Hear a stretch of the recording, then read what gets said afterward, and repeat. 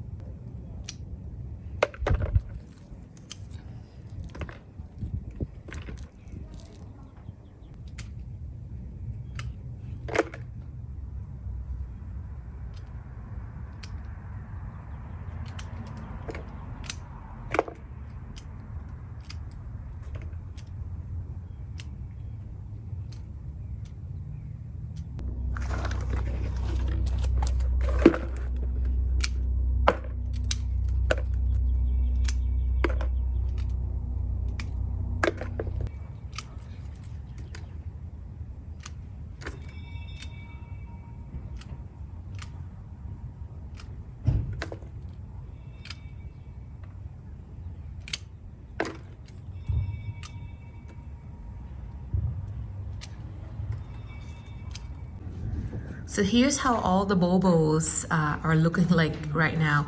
I actually find that there are so many dead stems on these, which I don't know why. I normally find that the back garden, like I said before, don't have a lot of damage, but I think this year I find that many stems are actually dead. So I did end up cutting away a lot of the dead stems in addition to some of the flimsy stems. So everything I think is looking a lot more tidy than it was before.